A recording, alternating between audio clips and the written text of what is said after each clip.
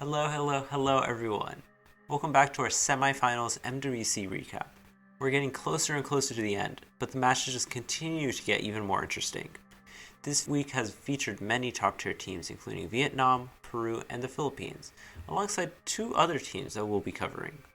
With that being said, be sure to strap in for another exciting week at the World Cup. One of the closest seed discrepancies is between Seed 8 Canada and Seed 7 Thailand. Canada bans Hybrid 2 and Thailand bans Rice 7, possibly trying to just stop how strong Canada is on Rice. After Rice 5 was picked for the first time by Canada, Proponga had an extremely uncharacteristic early miss, but Konkawi's accuracy was able to keep it close, just barely losing that last Rice map.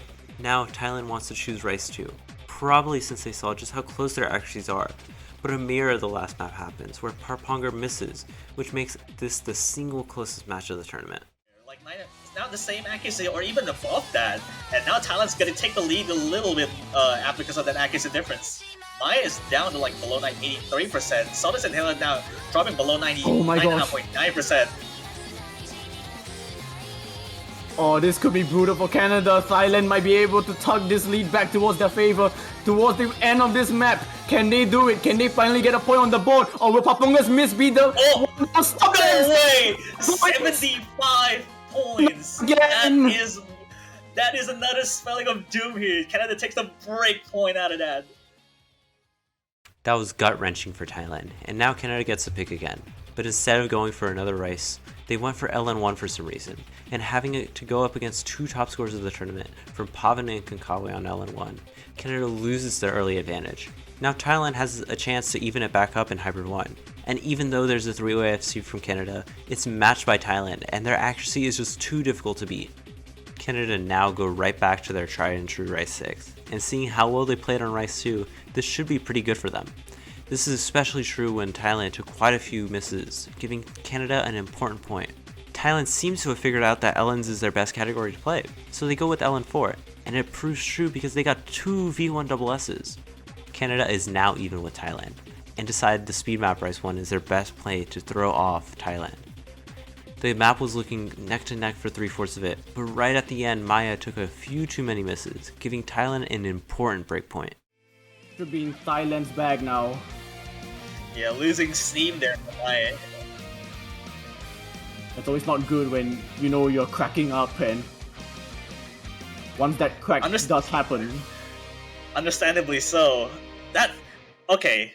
I'm still gonna mention that Proponga is picking up the slack here. Like, goodness me.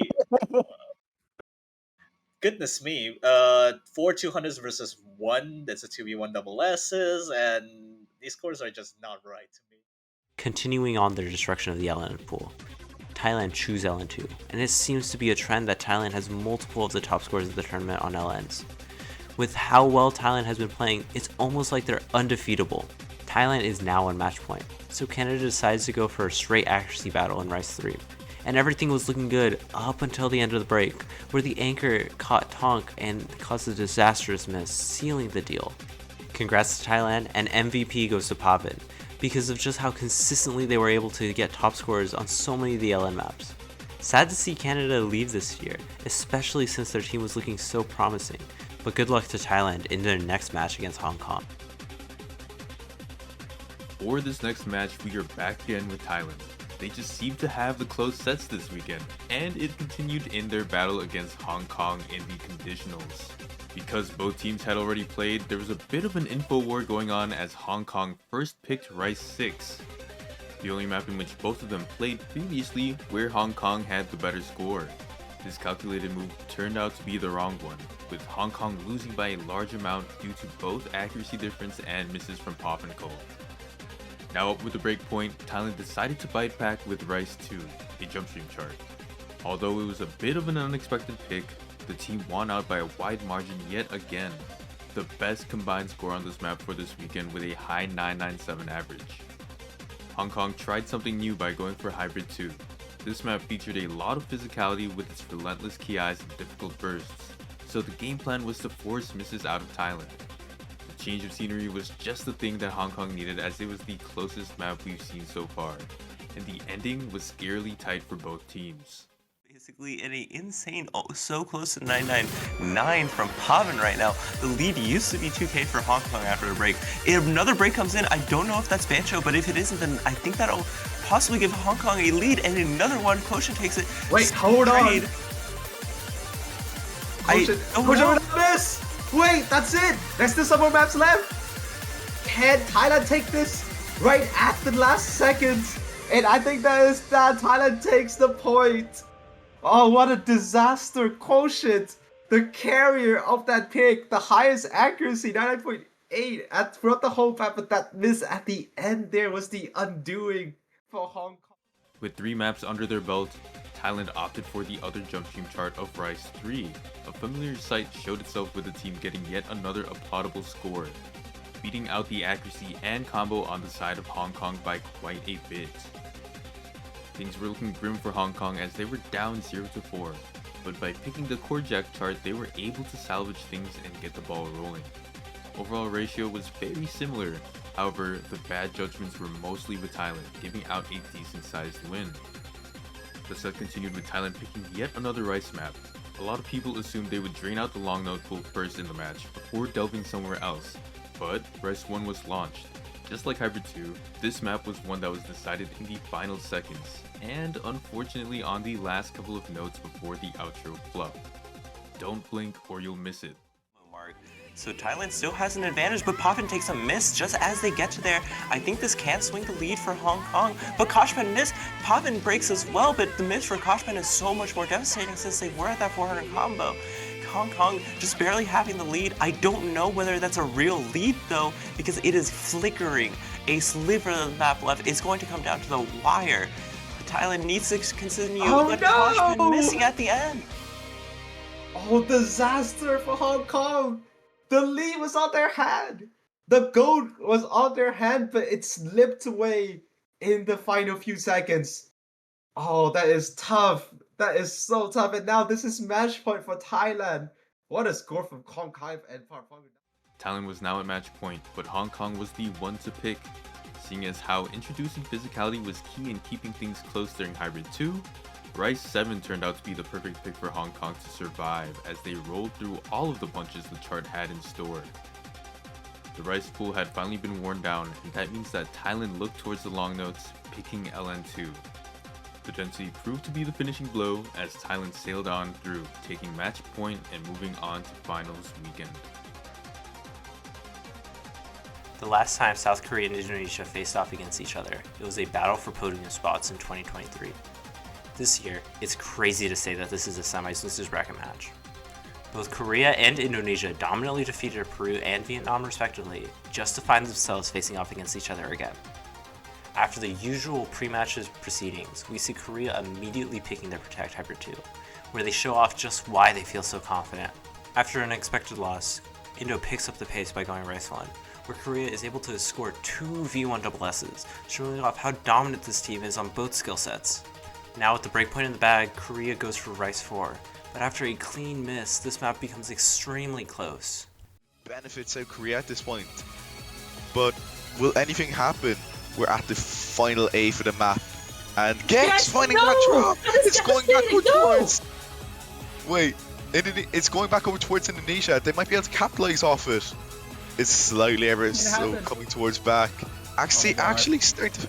Accuracy is actually in the way of Indonesia right now. It can start to go back. It's slowly shrinking, but Gex back up to that full max combo count.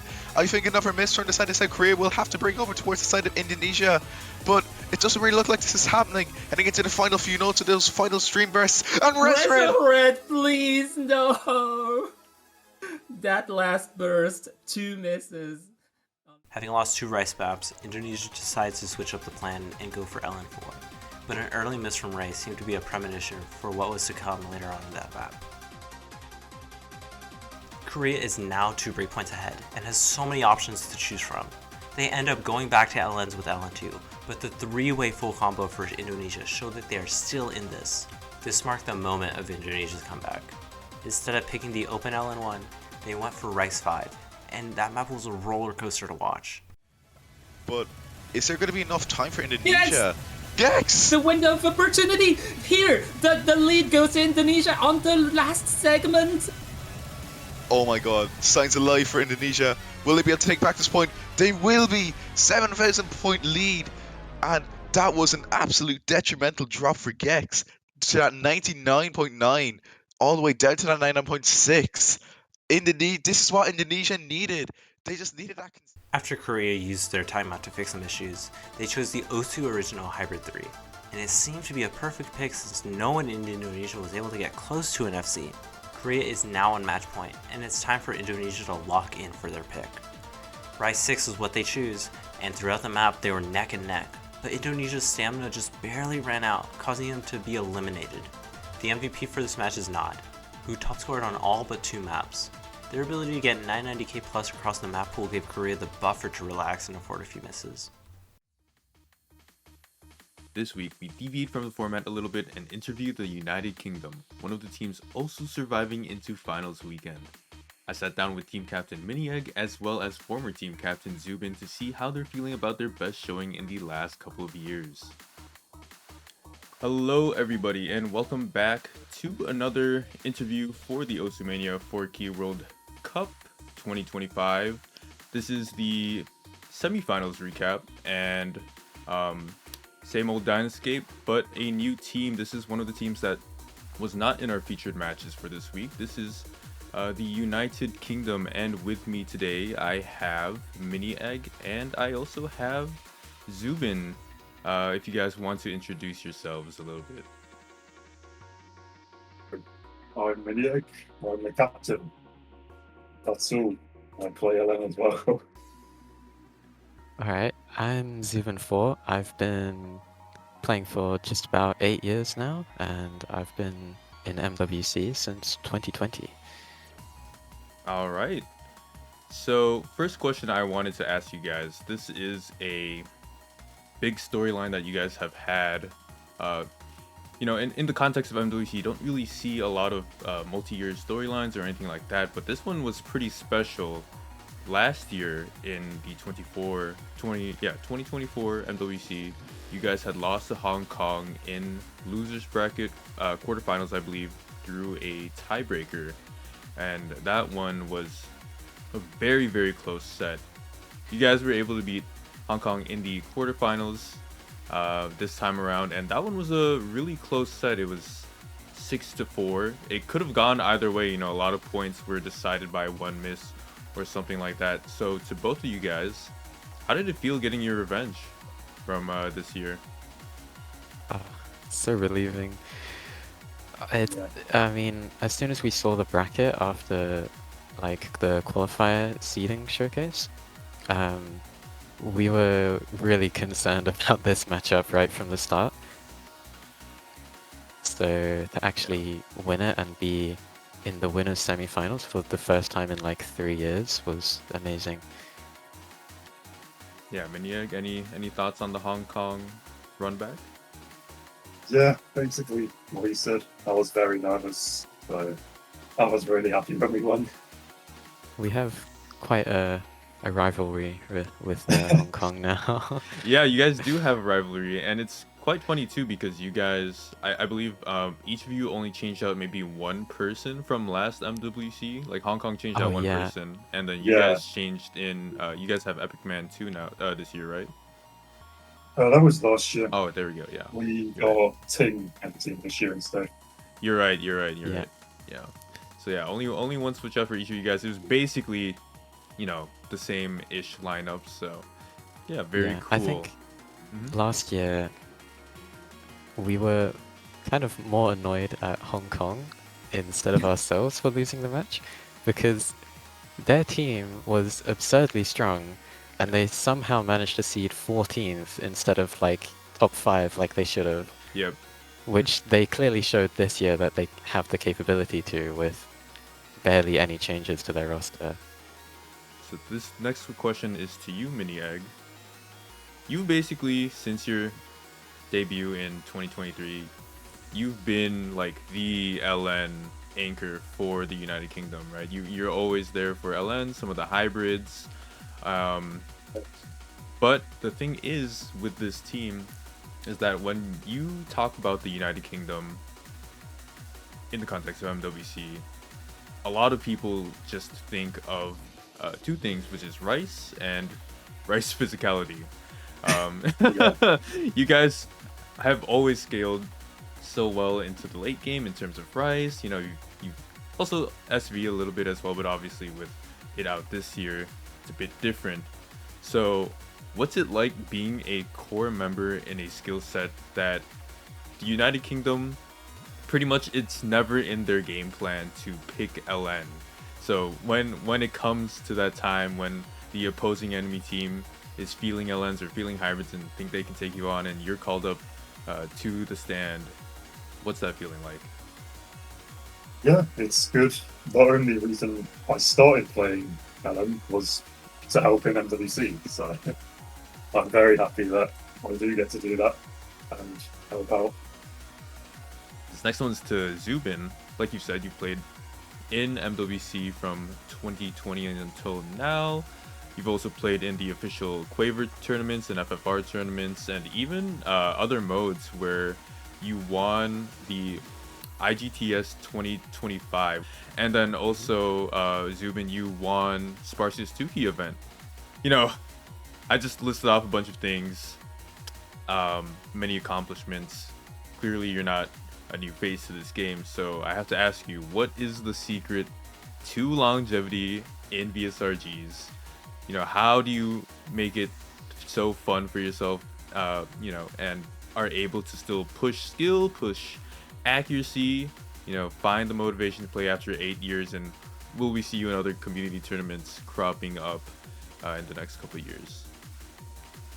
Yeah, I mean, the secret to playing so long, I'd say, is a really simple one. There's a ton of different things you can do to kind of try and increase your motivation to play the game, but really it all boils down to having fun.